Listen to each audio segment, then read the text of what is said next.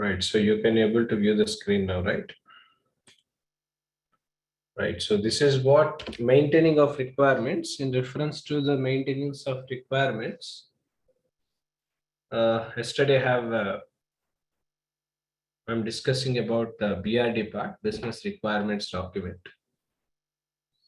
In reference to the BRD, as I mentioned you, business requirements document is being used to explain you the business requirements, especially the problem, followed by the kind of effects because of the problem which an end user is facing. Followed by this, what are the different impacts because of that, and what is the successful solution? To explain all that, the problem opportunity and statement is what we have discussed. So after that, there are some inclusions and exclusions. Inclusions and exclusions, as you know, as I mentioned earlier, scope of the project, usually. Scope of the project is what we call it as inclusions and exclusions were. So scope of the project, nothing but the possibility, right? What possibility do we have to develop the application is what comes under scope of the project is. So when you are discussing about the scope of the project, there are two things. One is in scope, second is out scope. In scope, nothing but what is that in our control comes under in scope. Whereas when it comes to out scope, which is not in our control, two different things. Inclusions or in scope means the timelines of the project followed by the team size, technical capacity of the team, project planning, what kind of model are we using. All these things comes under in scope. Whereas when it comes to the exclusions and all, which is not in our control, I can say like maybe any changes in the requirements were taken place. So that comes under exclusions. Sometimes there is a possibility that client may not be accepting us to access the systems for indifferent reasons. Due to that, there will be some limitations we may face. So that comes under the exclusions of the project. So in scope and out scope is what we need to write under the constraints part. Followed by this, assumptions and project dependencies are also needed. Assumptions means what are the assumptions are we making? Because this is a cloud POS application. It's not a 24/7. As long as the store opens, the CPY system is being used. Hence, there is an assumption that assume this application is working during the business days and business hours, right? So if it's a regular like online shopping portal kind of stuff, there is no limitation, right? So it works for 24/7, 365 days. But whereas this is not that. So this is a kind of application exclusively for billing purpose. So it will be open during business days followed by the business hours here. That's what generally the key assumption was. One of the assumption was that. So followed by this, the next was project dependencies. What is the dependency?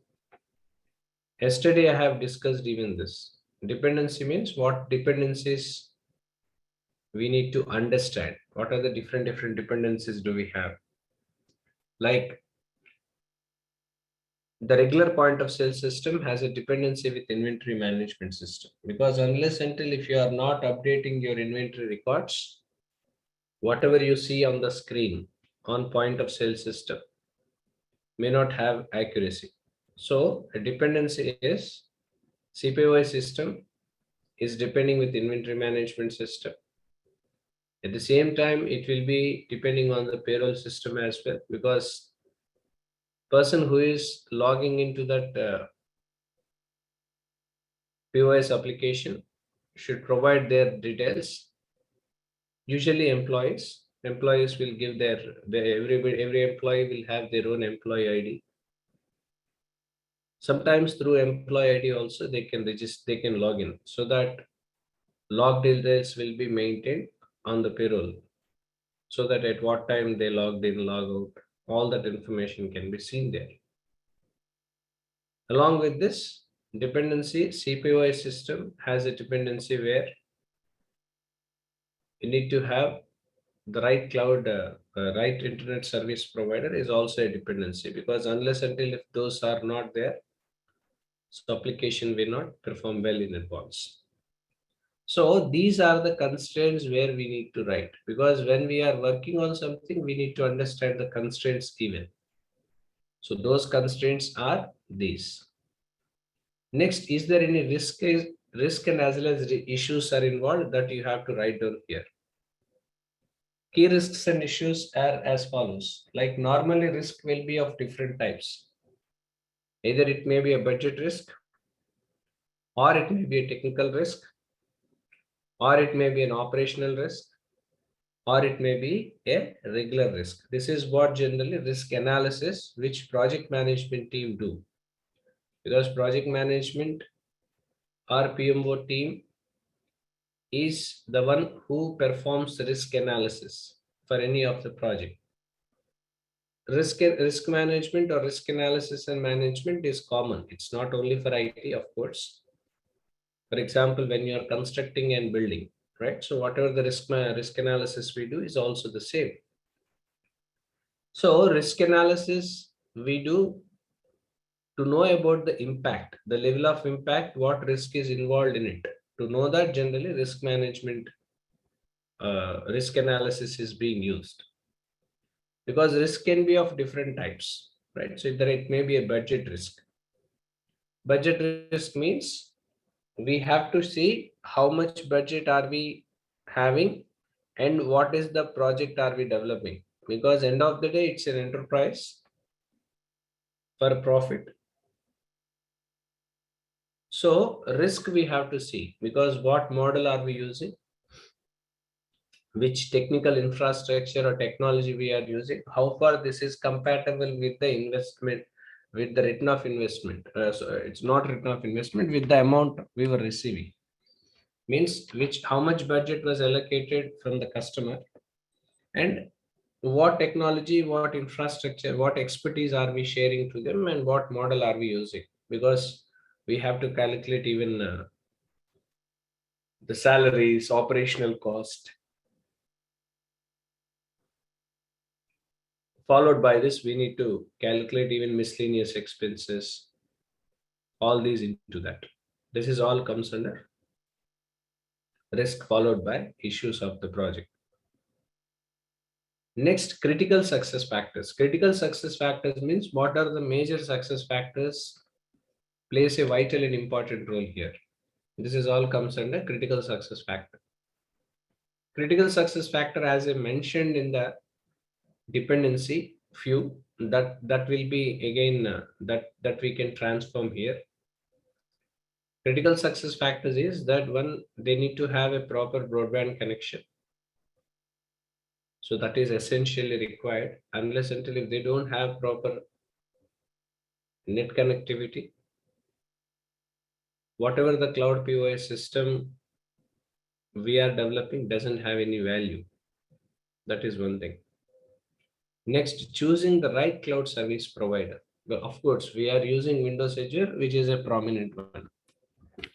That is also a critical success factor, because if you have not chosen the right cloud service provider, major problem with that is you cannot provide the right cloud services. Like services may not be good if there is no cloud service provider who is perfect.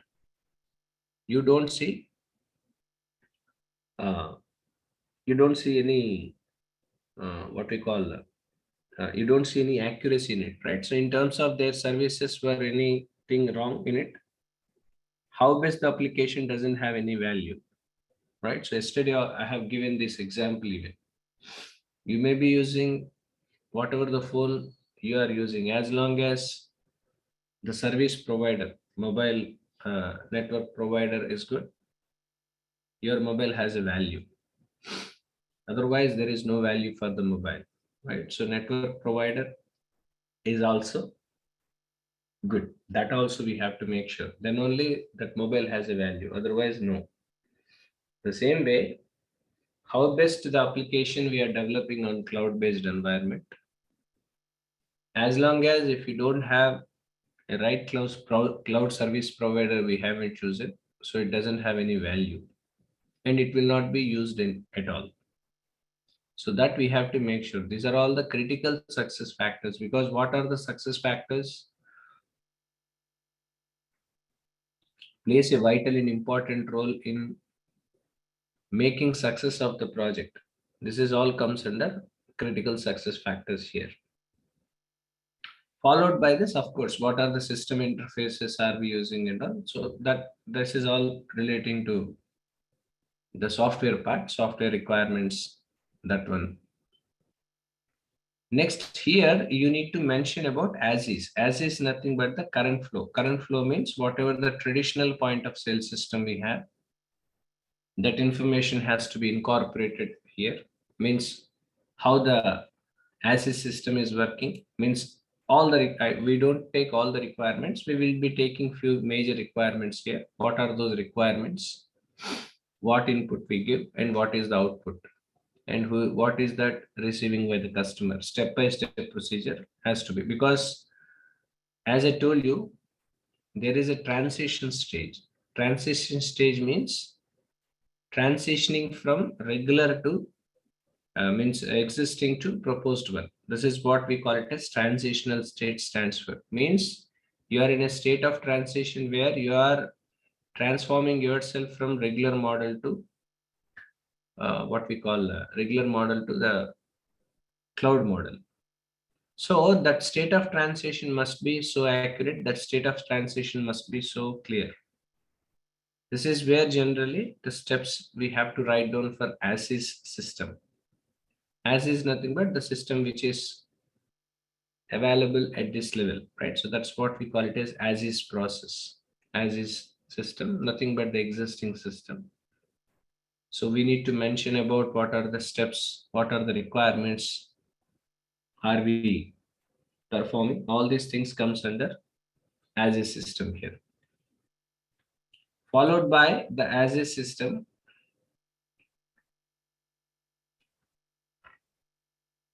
The next was to be system. To be nothing but whatever the cloud-based point of sale system, that information has to be mentioned under the to be part. Means cloud application, right? So what is as is application? As is nothing but the existing application. To be nothing but the cloud application. Whatever the cloud application do we have, and what are all the requirements are we developing under the cloud applications? Like these are the requirements. As I have shown earlier, the features, all that, right? A few. We don't write everything. We write few in it, right? So what are the features or functionalities are we taken? So those functionalities will be updated under the to be system. Now, in reference to the gap analysis, this is where it is important. Gap analysis means what gap you have identified. Now, gap can be anything. The gap can be a functional gap. Gap can be a non-functional. Gap can be a security gap or something. For example, functional gap. Functional gap means what is that you are using. That's what we call it as functionality is. So that is comes under the functional gap. Next, non-functional gap. Non-functional gap means performance, scalability. All these things comes under non-functionality. Third, we talk about security gap. Security gap means what are the security measures are we taking? What are the security aspects we have taken, and how extended are we, right? How are we extending it is all comes under gap analysis part. So as a system, nothing but the existing system, what is that we have? Followed by the to be system, nothing but the cloud-based point of sale system. Whatever the difference we have identified between those two applications when we are comparing is all comes under gap analysis. Means what gap you have identified between. Because why gap analysis we do? Because sometimes we extend the application because there are two ways. Either there is an existing application, you're adding new features and functionalities into the existing ones. This is one way of doing it. Second way of doing is there is an existing application. Due to the major changes it is expecting, we are developing a new application as separate. This is the second one. Okay, the first one was that, second one was this. First one is existing application where you are developing, where you are extending, adding some new requirements into that. When it comes to the second level, there is an existing application where we are developing a new application as separate. So there is a transformation going on. So when there is a transformation going on, the basic structure of the application never changes. So basics remains constant for any application. What is that changes? Maybe the services you are providing, maybe the features you are adding into the existing ones, those may have changes, but the regular application, regular functionalities remains constant and same for everywhere. You don't see any difference in that, right? So that's what we call it as gap analysis is what we see. So gap can be anything, either it can be a functional gap, or it may be a non-functional gap, or it may be an what we call security gap, right? So whatever it is, so closure type relating to that, right? So either it a functional one or non-functional one, or else is it a security one, right? So all these things has to be mentioned in it. At the same time, you need to mention the description of changes, if any, right? So again, point to be noted here is if any. If any description of changes you have identified in the existing project. So remember one thing, this is a business requirements document. Not we are preparing for one time, right? Even though you have prepared, so there is series of updations which might be taken place during the tenure of the project. Okay, again, I'm repeating this point because most of the people have some misconception due to ignorance that this application will be, this document will be prepared once and given to the people. To an extent possible, whatever the answer is right. But the document will not be standstill all the time. So there are some changes we might be doing in that existing one from time to time. Usually that also may happen, right? So a few more things will be added into the existing ones. All these things will happen. So that will also be there here, right? So this is all comes under description, uh, description of changes, all that. So why are we mentioning about all these? Because of this reason. Because there are constant changes were happening, constant updations we are making into the existing. So as long as there is any requirement changes or something, again, the document has to be updated accordingly. So BRD document is an interface to communicate. Because for example, if I am being a business analyst, I cannot communicate each and every point to the team, right? Assume that you're all somewhere around 96 people were there, right? So I cannot communicate with you, right? So each and every point cannot be communicated. What is a way of communication? Either I need to write down on a Word document, or else sometimes I'm showing presentation, but I'm not only depending on presentation all the time. I'm writing few points on the Word document. Why? Because it will have more impact. And that too, the document, that Word document on that session notes, I'm not writing for one day. When it is required, I'm writing it. Okay, so that is a way of communication, interface of communicating between me and you. The same way, whenever you want to transform the requirements, whenever you need to communicate requirements, there is an interface which is required for us to communicate. For that reason, this document is being prepared. It doesn't mean this document stands still for a very long time. This will have some new changes which will be taking into an account. We will be adding new requirements, new changes and all everything time to time in this existing document, which is a constant and regular process which normally we follow. Hence, description of changes might be taken place over a period of time. So whatever the changes and whoever is authorizing those changes, so those information has to be mentioned under the concerns followed by the elements here. Next, here you need to write down the end user types. End user types means who are the end users. For CPOs, who are the end users? Billing person, inventory management person, maybe a store manager, right? So those people were end users.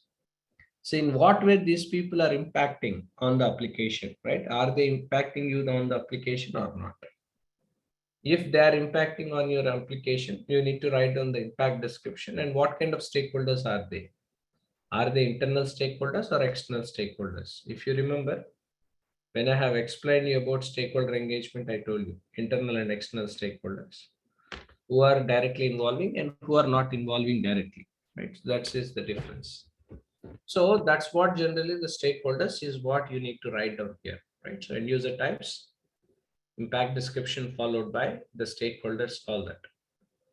At the same time, who is giving approval for this business requirements? Because end of the day, customer has to provide us the approval regarding this.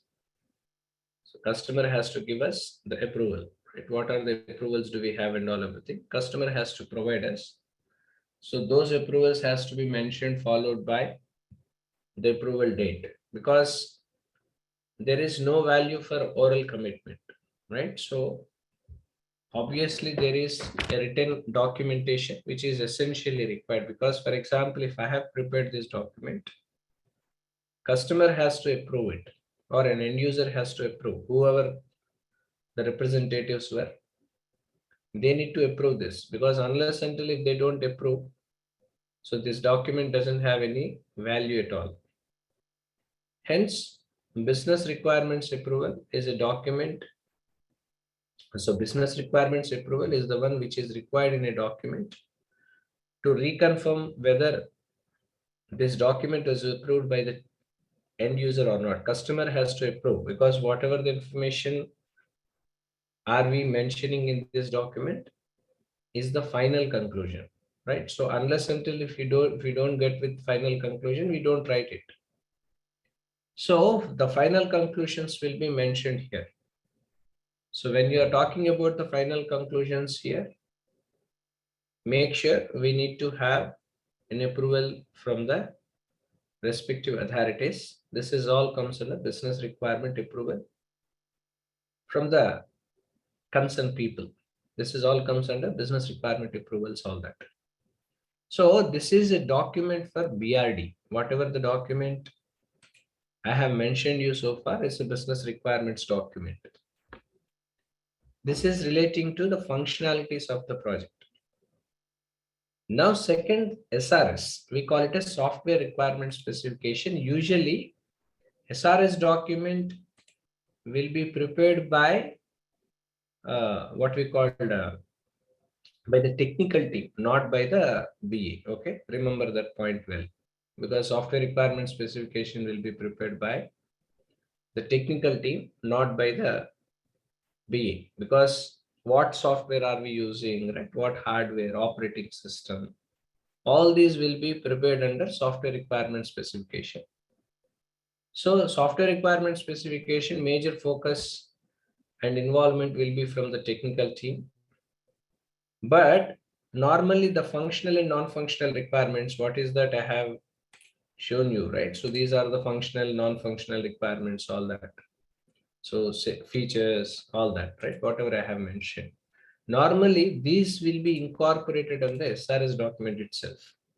Usually, we incorporate it. We don't prepare as a separate document. We don't need, because too much of documentation leads to investment of time by the team members. So which may not be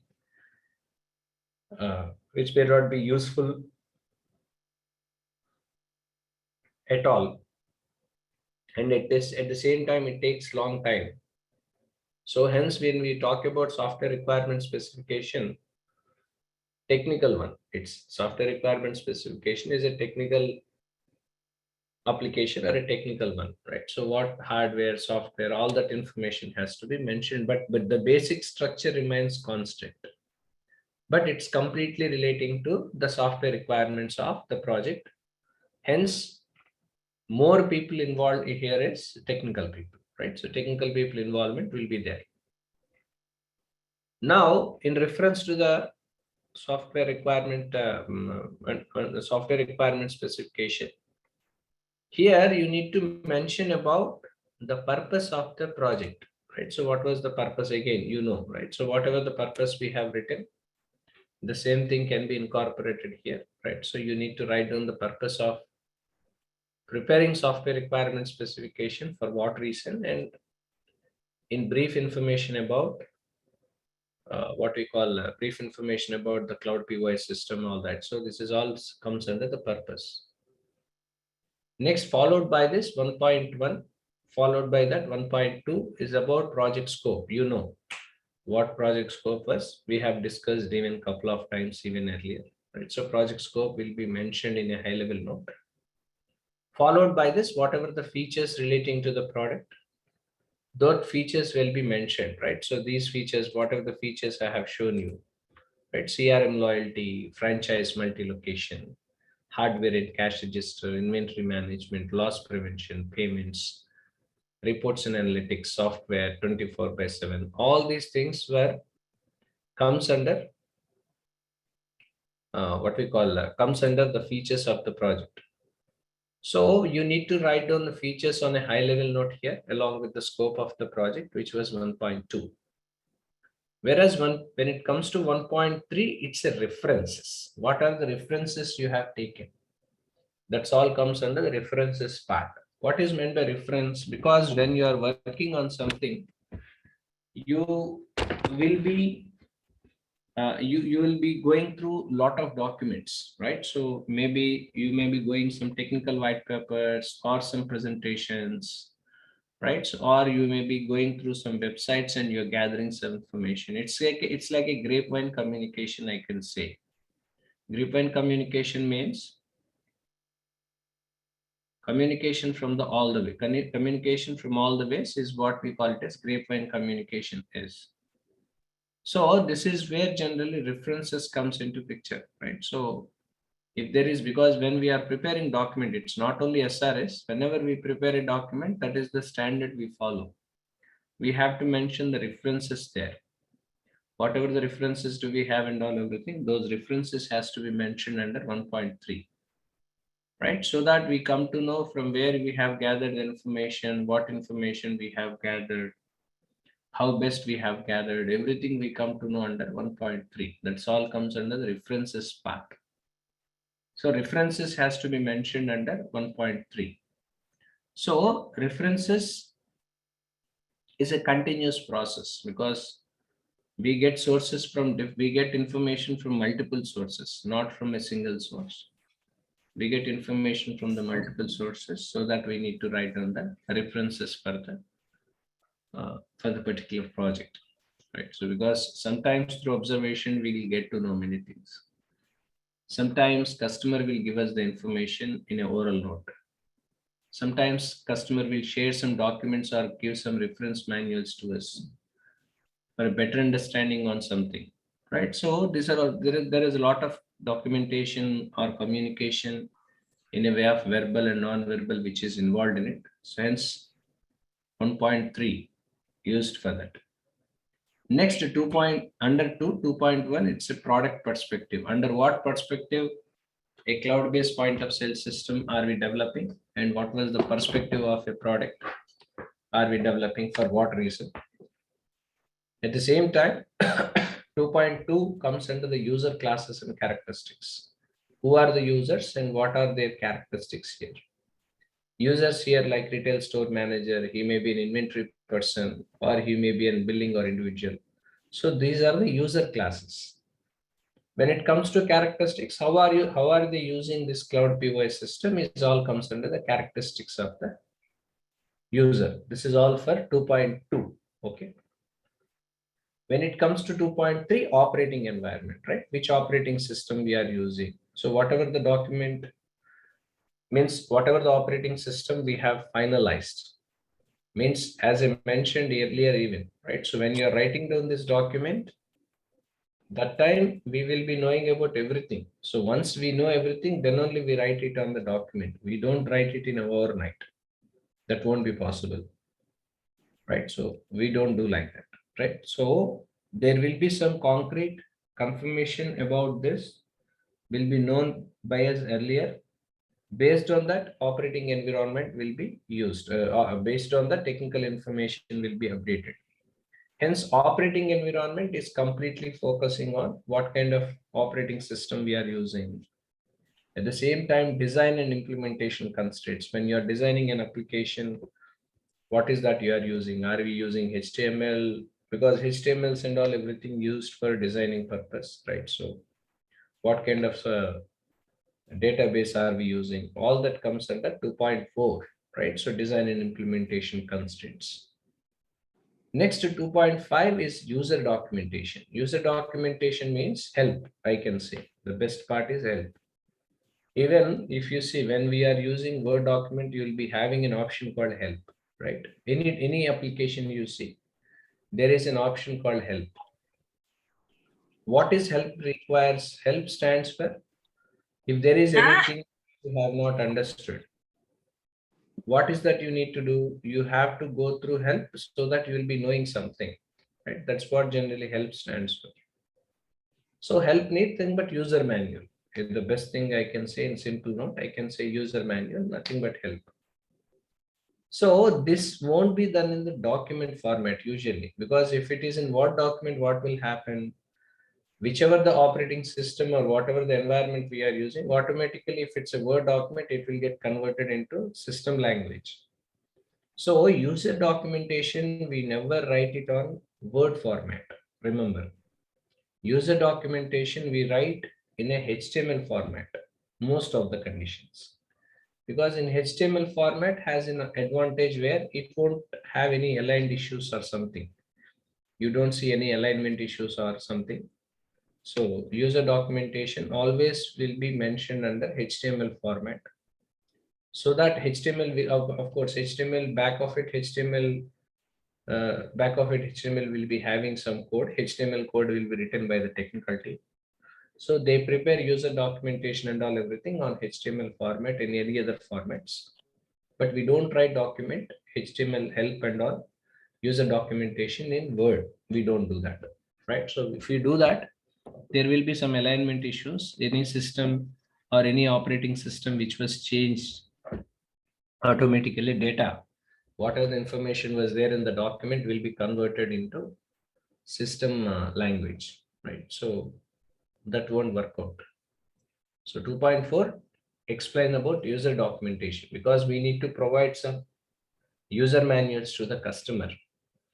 Because in future, if they wants to get someone to train under that, or if they require any kind of references to be seen, obviously they require documentation, user documentation is needed. So 2.5 relating to that.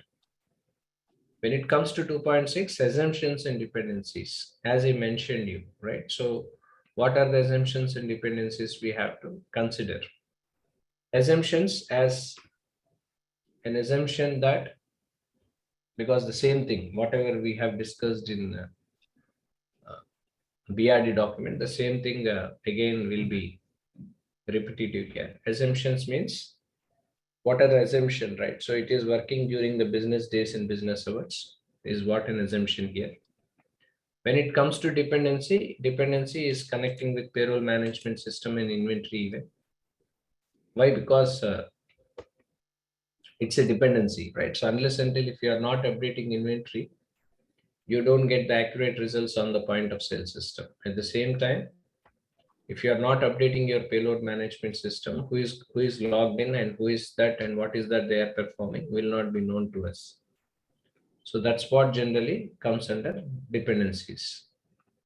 Followed by this, the third point will be system features and functionalities, as I mentioned. So this you can prepare as a separate document, because some organizations, they prepare it as separate. Some organizations, they write down the system features and functionalities into the existing, what we call in the existing uh, document itself, in the software requirement specification itself. All the system features and functionalities will be mentioned by them.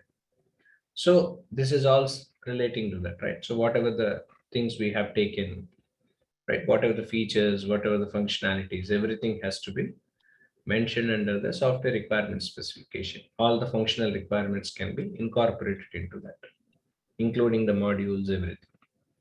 Next, external interface requirement, like what user interface? As I told you, HTML is an interface we use, widely used. Hence, under 4.1, user interfaces for HTML interfaces, we are using for a point of sale system to develop. Next, 4.2, consider as hardware interface, because you are using POS application for a billing. What is that you require? You require a barcoder, you require a scanner, right? So whenever you use a product, if you see, so there will be a scanner there, right? So that scanner will scan that barcode. Automatically, the product name will be displayed on the screen, right? So how it happened, there is some hardware interface which is being used for that. So 4.2 relating to that hardware interfaces is what comes under 4.2. 4.3 software interfaces. Software interfaces means which are inside the application. Like whatever inventory management system, payroll management system, all these things comes under the software interfaces part. Right? So all these things comes under interfaces part, right? So software interfaces is something relating to that. Hardware interfaces were the external entity. Software interfaces were internal entity. Means internal means POS system, all these things, payroll management, all these things comes under software interfaces, which is 4.3. 4.4 communication. How are you communicating? For example, you went for a shop, you done the billing. Once the billing done, what will happen? Once the billing done, what will happen? You get a message, right, to your registered mobile number or to your registered email ID that thank you for shopping with us. At the same time, you may be getting regular offers, discounts, and all everything to your mobile or to your registered mail ID, right? So this is a way of communication with customer, with the retail store owner doing with the customer, right? So which is a continuous practice, so that if there is any offers and all everything will be updated to them immediately. So that's what we call it as communication interface. So what communication interface are we developing? At the same time, sometimes paperless receipts, right? You don't get a receipt, but immediately you get a message to your registered mobile number or something, where receipt you can see on your screen, right? So you don't require to see it on the get it as a paper, right? So in order to reduce that, so paperless receipt, so all that, right? So these are all communication interfaces.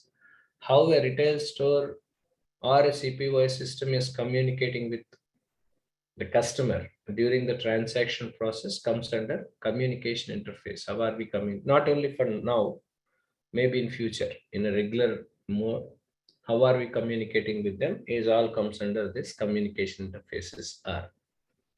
Followed by this 5.5 under 5.1 is performance requirement. That's what I have said, right? Characteristic of a particular application.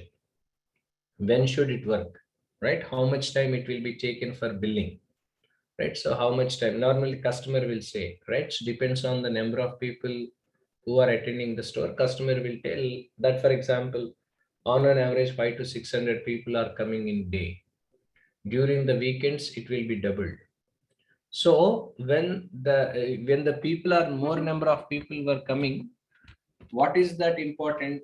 System has to respond fast, as well as billing has to be completed very fast, right? It will not be taken more time. So if it is taking more time, what will happen? Automatically, people have to stand on queues. So whatever the problem you are facing, for what reason CPO system you are developing, will not have any value at all. So performance is one kind of non-functional requirement which we have to be focused more of. This is 5.1. 5.2 is safety requirements. If you have any safety requirements, will be updated. Otherwise, no. 5.3 security requirements. Security requirements means how you are securing your application.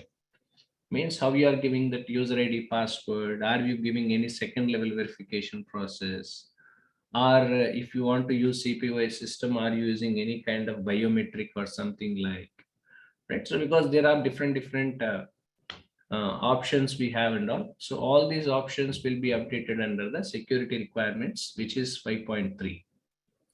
Followed by this 5.4 software quality attributes, means how quality software we have used under this application is all comes under software quality attributes, which is 5.4. Next was data dictionary. Data dictionary means, for example, when we are talking about delivery, right? So for example, employee ID you are giving, right? So what are the characteristics, like how many characteristics that application should be? All these things comes under data dictionary or data model. So of course, this data dictionary will be prepared by database design team, because they are designing the database tables everywhere. So the data dictionary will be prepared by them there itself. That's what we call it as data dictionaries, data models, all that. So will be prepared by the database team. They will be preparing it. For example, you're taking a name, right? How many characters that system has to accept it, right? What is the minimum and what is the maximum, right? So everywhere, right? Because when you are creating user ID passwords in your Gmail account also, you could see that, right? So when you are creating a password, it will give you some instructions to you, right? Password length should be minimum this much, right? One special character, one uppercase, right? That there are some restrictions will be there. So based on the restrictions, you are creating a password, not only Gmail account, everywhere I'm talking about, right? So how you got this being a user? Because there are some data dictionaries and data models which was created by the database team in back of it. So this is all comes under software requirement specification. It's all about SRS. So business requirements document is completely a business related thing, functional related stuff. When it comes to software requirement specification, completely relating to what hardware, what software, which operating system, right? What features are we developing? What functional requirements? What non-functional requirements? Are there we using any security features or something like, right? At the same time, what hardware interface, what software interface? All these will be mentioned under the SRS document here, right? So we prepare two documents as a part of communication. Apart from the user stories, what is that I have shown yesterday on Agile? Because in Agile, we write user stories simply. We don't prepare all the documents because we'll not be having that much time even. But whereas here, it's not that. Here we need to prepare documents as separate for sure. So as a part of requirements communication. So these are the two different documents will be prepared by us. This is how generally requirements maintenance will be taken place. When we are talking about requirements maintenance, all that stuff under requirement lifecycle management.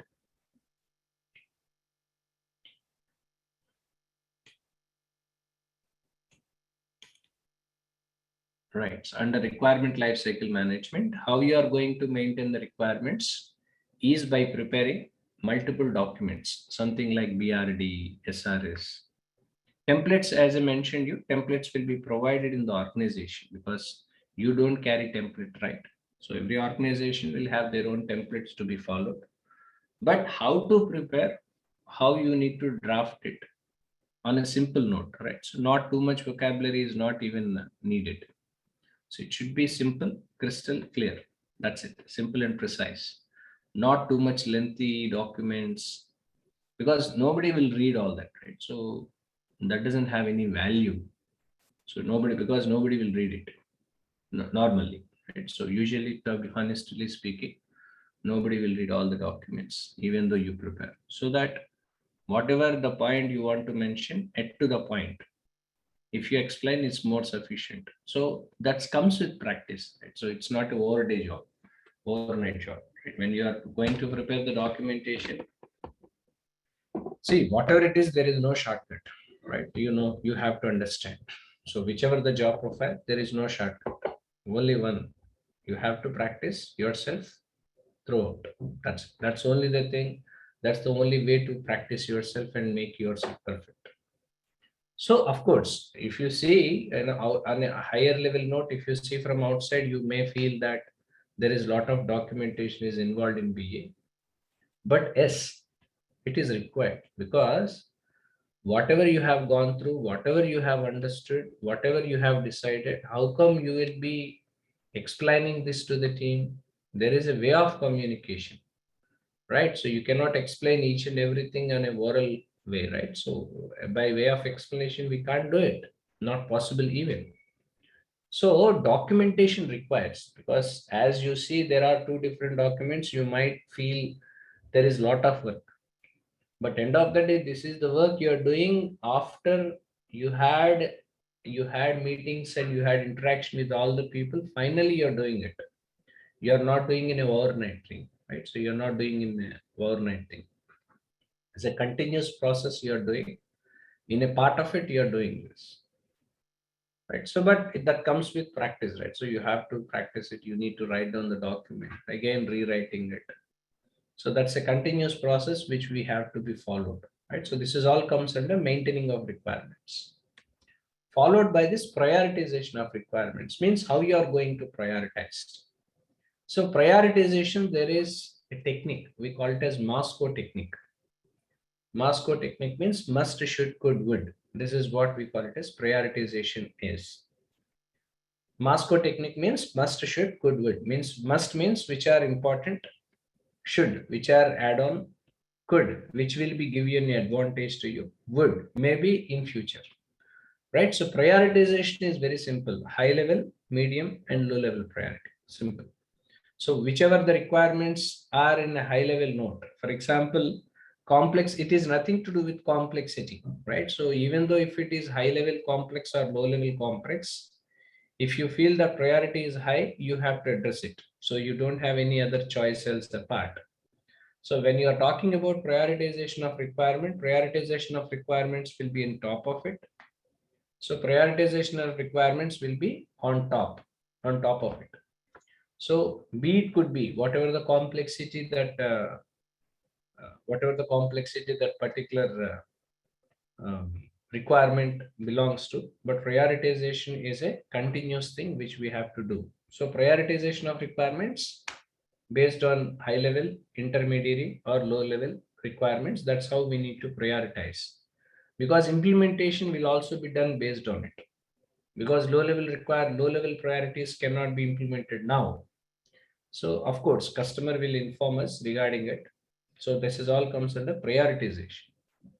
So once the prioritization is done, we need to assess the requirement changes. Normally, this is where change management, as I mentioned you, is involved in it, right? So change process or change control process. That's how general change management comes into picture. So when you are talking about change management or change control or something, so there is, because when we are working on the projects, usually there is a change which may be taken place, because there are some requirements which customer may be asking you to do some changes, all that stuff. So for that reason, what is that we do is that there is a change request form which will be prepared by us. In this change request form, whatever the change request has initiated in between the project I'm talking about, not in the beginning. Beginning, there is no changes. Once the project has started, because last time also, yesterday when I explained you about the BRD, I have mentioned this point. customer may expect you the changes in between, but whatever customer is giving us, we don't accept everything, because we have to see the budget and as well as project impact evaluation by the technical team and project management team. Unless until if they don't see that, we don't do it, right? So change request initiation is what we have to do first. For that, there is a form called change request form. So whenever there is a changes happens and all, this change request form will be used by us, because being a team, we act like a change manager. Our role is change manager when there is a changes happens. So here you need to write down the title, right? So followed by this, when it is submitted, if this is requested by the customer and all, what are the related requirements relating to the change, and what are the reasons for the change, right? So why is this change is required? For what reason you are asking us to do the changes? Because changes for a strong reason, right? So changes we do not just for the simple note, right? For a reason, for a strong reason only we do the changes. We don't do the changes simply, right? Just for the sake of no reason we don't do it, right? So there must be a reason behind it. So those reason followed by the contact details, all this has to be taken under the change request initiation. This is an initiation, remember, right? So this is an initiation which will be done first. Based on the request initiation and all that, evaluation will be done. This evaluation will be done by the technical consultants followed by the project management team, where they need to provide their conclusions, right? So what technical conclusions, evaluation they have made, right? So is it acceptable for us to do the changes or not, right? If they want to provide the technical evaluation, it is connecting even with the budget and project impact.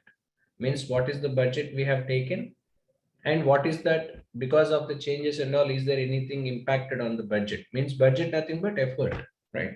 And more effort, more number of pay you need to pay to your employees. So is that anything connecting to the budget or something, like has to be seen under the budget part. Followed by the budget, the next is about technical project impact evaluation, because due to the changes you are making in the existing application, it may be impacting on the other functionalities of the application as well. So we have to see how it is impacting project. It's not only technical evaluation, but how far it is impacting on the project should also be seen under the project impact evaluation. So this evaluation will be made by the project management team and technical team. Technical consultants has to confirm, because based upon the initiation, whatever been initiated, so this evaluation has to be made by those people. Normally evaluations three, as I told you, technical evaluation will be made, budget evaluation will be made, followed by this project impact evaluation will also be made here.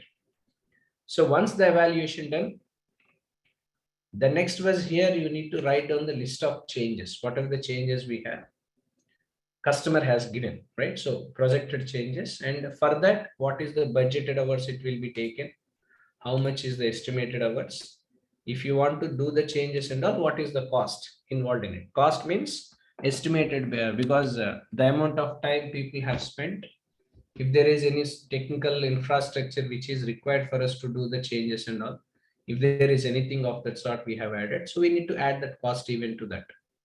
So because we don't just blindly say yes or no, right? So that won't be the case, that should not be the case even. So this is what the projected one means, based upon the request initiated by the customer, what is the projected is what we have seen here, right? Next, followed by this, here we need to write down the risk evaluation. What is the risk which is involved based upon the evaluation you have made under the budget and technical evaluation and project impact evaluation. Normally, project management team will identify some risk, right? Risk may be in any state, right? It may be a budget risk or it may be a technical risk. Technical risk means technology you are changing. When you are changing the technology, what will happen? Automatically it will be impacted on the infrastructure. Next, not only technical risk, operational risk. Operational risk means I have done an application, completed, given to you, but you are struggling to use it. Then will there be of any value for that? No, right? So this is operational. Regulatory risk. Regulatory risk means there are some policies, procedures, standards to be followed. For example, when you are dealing with some customer who is from an CMM level organization and all, there are some standards, there are some policies and procedures. When we are collecting the requirements, or when you're gathering the requirements, or when you're interacting with them, all that. So this is all comes under risk, regulatory risk, right? So there is a risk will be of different types. One is budget risk or economic risk, which is involved in it. Technical risk, what technology and how far it is impacting on the infrastructure, all that. Operational risk, because people should feel comfortable to use the application. That's all comes under the operational risk. Regulatory risk means what are the structure and what are the standards, policies, procedures we require to follow. So for that, what is the risk is involved? Risk means there is no risk. You have to obey the standards. You need to adopt those things, right? So you cannot do the work the way you require, right? So when you are dealing with customers, you need to follow the standards. You have to obey all that, right? So that is all comes under regulatory risk, all that. So risk evaluation will be made. If there is a risk, which is what is that we have identified. End of the day, how to minimize and what resolution strategy we want to make out of it has to be decided. So this comes under risk resolution strategies, has to be identified by the project management team. Of course, risk management will be done by the PMO. So those people has to mention the risk resolution strategies, all that. So followed by this here, whatever is approved, whatever is rejected and deferred. These are three different points. Approved, accepted, rejected completely. Deferred means we have kept that on hold, right? So if for everything there is a reason is required. Not only project manager, customer authorized representative should also sign, because here is the conclusion report, right? So for sure, there must be some authorized representative from the customer has to be signed this document without having any second thought, right? So not only project manager, customer authorized representative has to sign on the document. What is that we have approved, rejected, and deferred with strong reason, right? So there must be a reason, not just a blind decision. Whether it is approved, rejected, or deferred, there must be a strong reason behind that. Next, execution. To whom are we assigning, right? So what is the target completion date? What should be the actual completion date? So all these things comes under the execution part, means to whom are we giving this? And what is that we have accepted? So this is the projected one. What is that I have shown you is the projected one. So based on these things, what is that we have happened? Here you are writing down the actual tasks, whatever the tasks you have identified and finalized so far. Those actual tasks followed by the budgeted hours, cost, everything will be mentioned here. With the sign of customer authorized representative, we have to do it. Otherwise, without that, we don't do. So this is how generally the changes will happen in the this thing. This is what we call it as recessing requirement changes, all that. So finally, based upon the changes, what is that we have made? Approval of requirements will be taking into an account. Final is approvals, right? So final, whatever you have concluded, you have ensured that adequate requirements were taken by us. Finally, we go for approvals of the requirements. This is what generally the requirement life cycle is. So first of all, you need to trace out the requirements. What are those? Whatever the requirements you have traced out, you have to maintain in a document format. Of course, in Agile, we write user stories. In traditional model, in reference to the time saying, you need to prepare documents. Those has to be prioritized. What to be developed first, second, and third. If there is any changes, optional. Okay, whatever the change control form I have shown you, order request, it comes in optional thing. When there is any change, this document has to be produced, and necessary changes will be made with the complete evaluation of technical budget and project impact evaluations. Finally, approval of requirements will be taken into account. This is all about requirement lifecycle management. What is that? Being a business analyst, we have to do, right? So this is all about requirement lifecycle management. The next was requirement analysis, design, definition, which will be discussed again on Monday session. Clear to everyone? Now here is a Q&A. Right. So first question, this is from Delhi. What are the risk response strategies? Risk response strategy is like risk response. It's instead of risk response strategy, I can say risk minimization, because there are different things in terms of the risk identification, risk assessment, risk minimization, risk transformation, right? So these are the strategies we follow: identification of the risk, assessing the impact of the risk, minimizing the risk by what is that. See, for example, if I have more load on me in terms of the work, what is that I do? I share this work with someone, right? So this is a risk resolution strategy I'm making in order to reduce the stress on me. So what is that I'm doing? I'm sharing my work with others so that I can reduce my risk, I can reduce my stress there. So risk resolution strategies, I can say, in spite of course, you can write it as risk response strategy, but risk resolution strategies might be different. Either it is different from budget. For example, budget risk, right? So customer has proposed us. Now you are making changes. What is that we have to do now? For that, again, you need to discuss with the customer and you need to come up with a clear understanding, right? So what resolutions are we making? All that stuff we have to make. So there is an additional amount of budget has to be provided. So that is what we have to provide, right? So that's all comes under risk resolution strategies, all that stuff. Next, can you please give an example while explaining requirements? What requirements are you referring to? In reference to the cloud-based, I have already shown some requirements, right? Those are the examples. Example only I have taken. Cloud-based POS system is what the example I have taken. What else is the example next? So that is not the example I'm taking and explaining all these days, right? So last 2 days, what is that I'm explaining is based on the case study. So that itself is the example.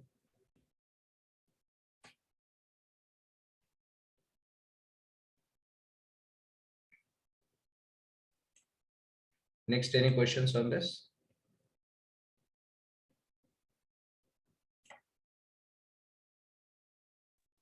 Yeah, my question would be, if I've been seeing a lot of job opportunities on my email from before I joined this education or this learning, but whenever they advertise a data, business analytic job, what they do, they put on something like finance, healthcare.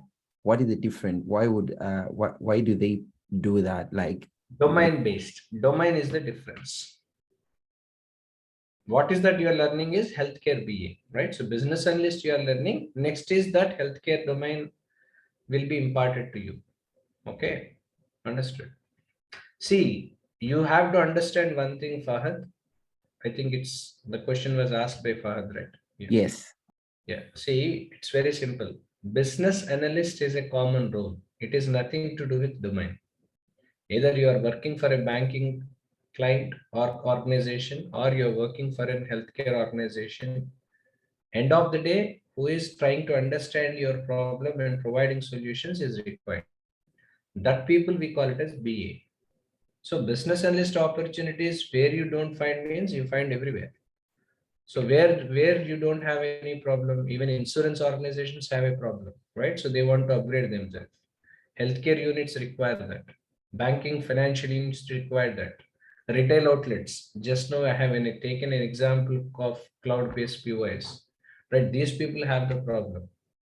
Problems may be different, but end of the day, who is going to provide solutions? Those people who we call it as BA. That's the reason why you have seen the job descriptions like that. Clear, understood, Fahad?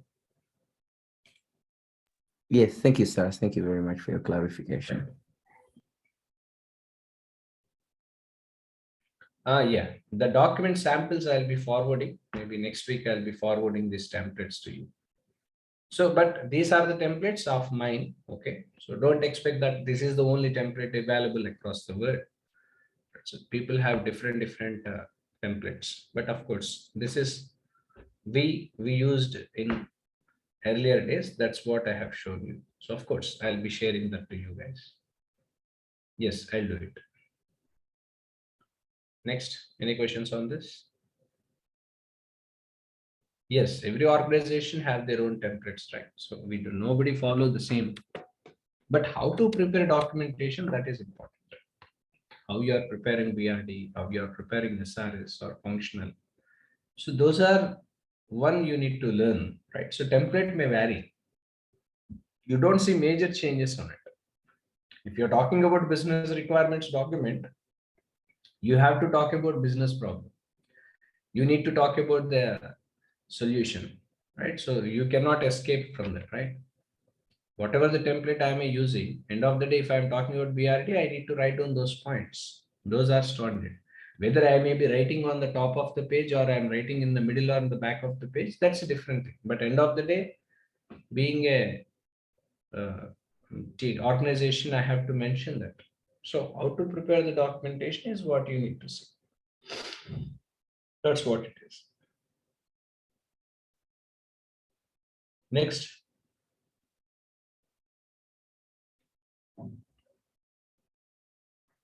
Yeah, there is no secret behind that. R is not working on my laptop. Somehow I clicked on it.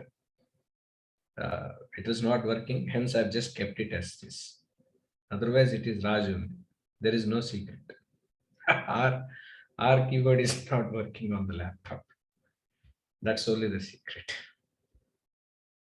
Nothing. No secret. Yes, I will do it. I will do this weekend. I'll do it because today afternoon I'll be free. I'll be adding those and I'll share the slides, all that in the document itself, so that you can see these templates even like BRD, SRS, all that I have. I'll be sharing those templates even to you. Yes, I'll do. Any questions? So requirement analysis, design definition, followed by solution assessment and validation. So there is nothing worried about an exam, because simply you follow what is that I have said and follow the document of the session notes, what is that I have said, shared with you, and you write the exam. See, examination is for your self-assessment, right? So first of all, end of the day, the best part is that we should know for ourselves first. As earliest as we know about ourselves, it is better for us to improve, right? So we get a chance. So consider examination is a chance of knowing about yourself, right? So that way you understand, right? So that you don't have any worry while if you want to write. So don't think that way, right? So it's one way of knowing about yourself well. That's it.